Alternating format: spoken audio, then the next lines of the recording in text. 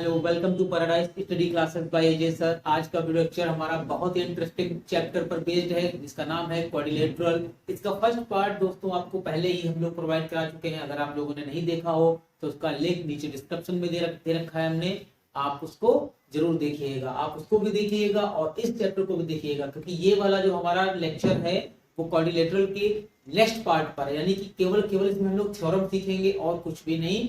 और उस video lecture में हमने क्वाड्रिलेटरल के टाइप्स, वर्टेक्स, साइड्स कितनी होती हैं, पैरेललोग्राम क्या होता है, रोम्बस क्या होता है, स्क्वायर क्या होते हैं, रेक्टेंगल्स क्या होते हैं और बहुत सी चीजें ऐसी उसमें हम लोगों ने सीखी हैं। अगर आप लोगों ने नहीं देखा हो तो उसको जरूर देखिएगा। और स्टार्ट करते हैं अपना नेक्स्ट टॉपिक क्वाड्रिलेटरल, जो कि क्लास 9th पर बेस्ड है। उस वाले वीडियो लेक्चर जो कि 8th और 9th का मिक्स्ड है, तो वो भी आप जरूर देखिएगा और चैनल को जरूर सब्सक्राइब करिएगा। आप लोग पूरा वीडियो देखते हैं, चैनल को सब्सक्राइब नहीं करते तो प्लीज कर लीजिएगा सब्सक्राइब। और स्टार्ट करते हैं अपना नेक्स्ट लेक्चर क्वाड्रिलेटरल, जिसकी पहली थ्योरम हमारी है, थ्योरम फर्स्ट। इसकी थ्योरम फर्स्ट है क्योंकि यहाँ हम लोग इस वीडियो लेक्चर में केवल और केवल हम लोग थ्योरम देख रहे हैं, क्योंकि इसके आगे का जो है पीछे का जो इसका भाग है वो हम लोग उस वीडियो लेक्चर में कवर कर चुके हैं। उसकी लेंथ बहुत ज्यादा बड़ी हो गई थी, इसीलिए उसको हम लोग वहीं पर स्टॉप करना पड़ा था। उसके आगे का इस वीडियो में हम आपको समझाने की कोशिश करेंगे। इसकी थ्योरम फर्स्ट है। थ्योरम मैं आपको समझाऊंगा, अगर आप अच्छे से समझ गए तो आप सारी चीजें क्वाड्रिलेटरल के बारे में समझ जाएंगे और यूं चुटकियों में आपके क्वेश्चन सॉल्व होंगे। तो फर्स्ट थ्योरम इसकी क्या कह रही है? अ diagonal of a parallelogram divides it's into two congruent triangle. मतलब कि अगर हम इस क्वाड्रिलेटरल में एक डायगोनल डाल देते हैं, अगर इस quadrilateral A B C D में एक डायगोनल डाल देंगे तो ये दो ट्रायंगल में डिवाइड हो गया है। ठीक है, अगर डायगोनल डालने पर दो ट्रायंगल में डिवाइड हो जाता है तो जो दो ट्रायंगल हमारे बनेंगे कौन कौन से?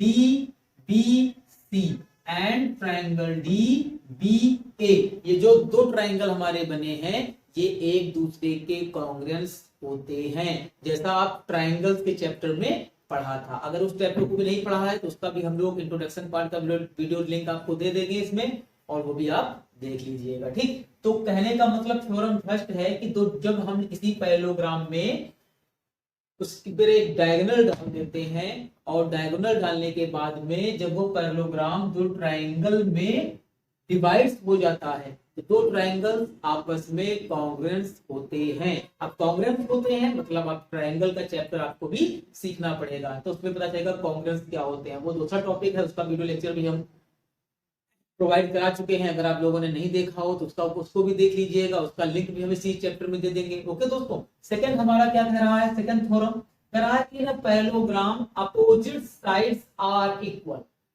मतलब ये कि एक पैरेललोग्राम में उसकी अपोजिट साइड्स क्या होती हैं? इक्वल होती है। जैसे हमारी ये साइड इस साइड की इक्वल हो जाएगी और हमारी ये साइड इस साइड की इक्वल हो जाएगी। Means AB is equal to BC। Means क्या होगा? AB is equal to BC, okay, and AB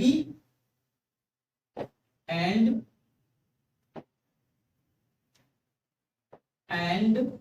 BC is equal to AB। क्या हो जाएगा? DC is equal to AB।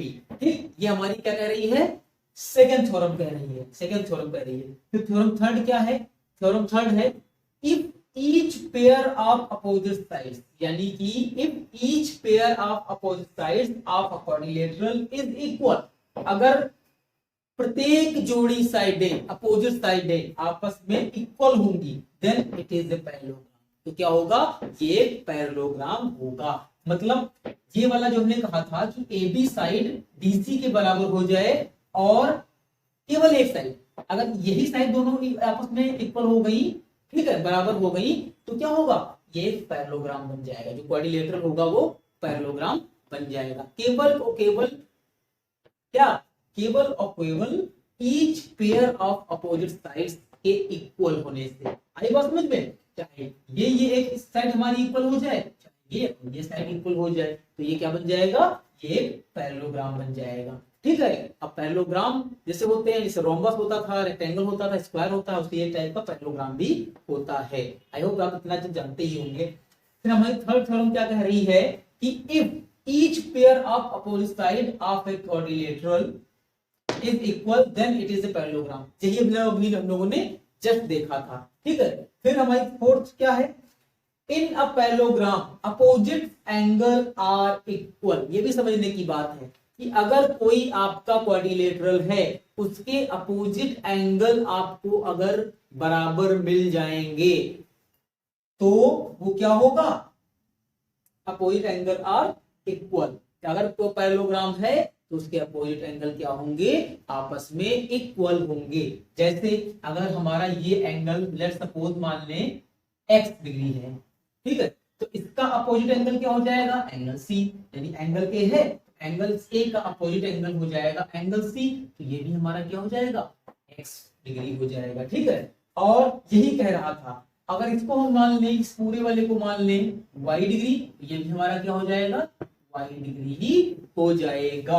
और यही हमारी थ्योरम कह रही है कि if in a parallelogram opposite angles are equal, parallelogram में जो उसके अपोजिट एंगल होते हैं वो इक्वल होते हैं। जैसे कैसे इक्वल होते हैं देखते हैं, कैसे इक्वल होते हैं, जो हमारा एंगल ए होगा वो एंगल बी के इक्वल होगा, और जो हमारा एंगल डी होगा वो एंगल बी के इक्वल हो जाएगा। यही हमारी थ्योरम नंबर 4 कह रही है। फिर इसकी फिफ्थ थ्योरम क्या कहती है, if a quadrilateral each pair of opposite angle are equal then it is a parallelogram. Same है, अगर इसका प्रत्येक का अपोजिट एंगल अगर इक्वल होगा, प्रत्येक का अपोजिट एंगल अगर इक्वल होगा तो ये एक पैरेललोग्राम होगा। ये हमारी थ्योरम दोनों क्या थी, 4 और 5 जस्ट यही कह रही है, ठीक है। अब इसकी थ्योरम नंबर 6 देखते हैं, और इसका स्क्रीनशॉट ले लीजिए ताकि आप इसके नोट्स भी अच्छे से बना लें, तो इसका आप स्क्रीनशॉट भी ले लें। ओके दोस्तों, हमारा नेक्स्ट थ्योरम है थ्योरम 6। क्या कहती है कि the diagonal of a parallelogram bisect each other.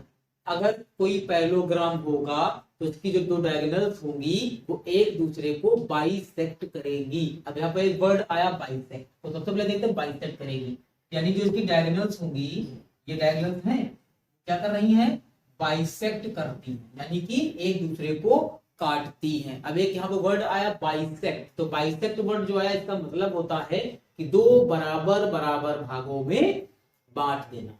आई बात समझ में, बाइसेक्ट मींस दो बराबर बराबर भागों में बांट देना। यानी इसकी जो डायगोनल्स ये खींची, इसका मतलब ये हुआ, यहाँ पर एक पॉइंट ओ ले ले हम, तो ओ ए हमारा ओसी के बराबर हो जाएगा, ठीक है। कह सकते हैं, क्या कह सकते हैं कि ओ ए जो होगा वो बराबर होगा ओसी के।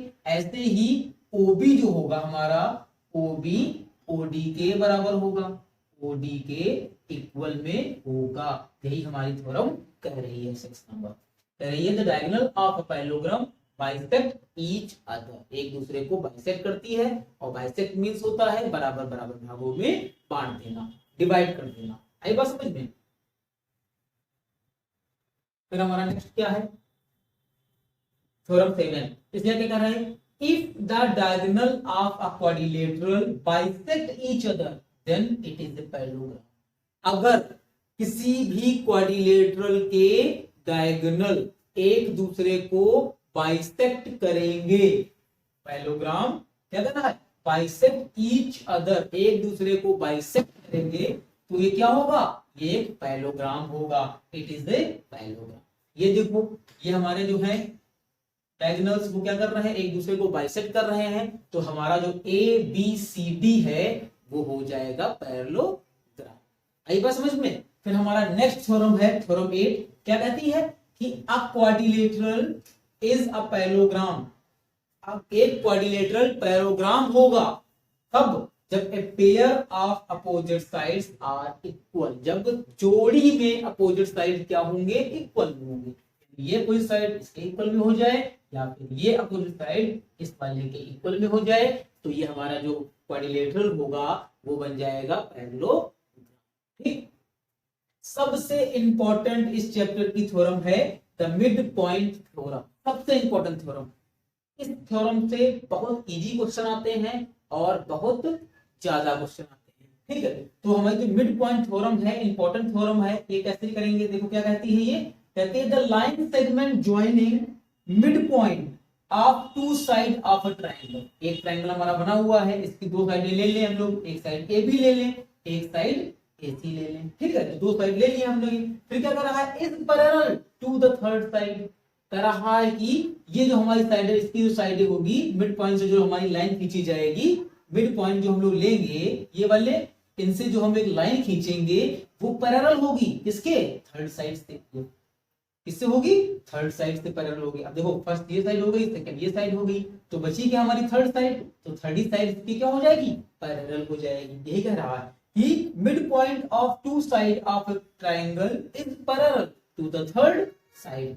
यहां से देखो, ऐसा समझ में, of a triangle and is half of it. और क्या कह रहा है कि जो हमारी ये लाइन होगी मिड पॉइंट वाली, इसके पैरेलल में होगी, और ये लाइन यानी DE हमारी BC के हाफ होगी, आधी होगी। यानी अगर ये 4 है तो हमारी ये 2 होगी, अगर ये 8 है तो हमारी ये 4 होगी, हाफ होगी। इसीलिए यहां पर कर लिया क्या कि DE is parallel to BC। DE जो हमारा है वो BC के क्या है? पैरेलल है। DE पैरेलल है BC के।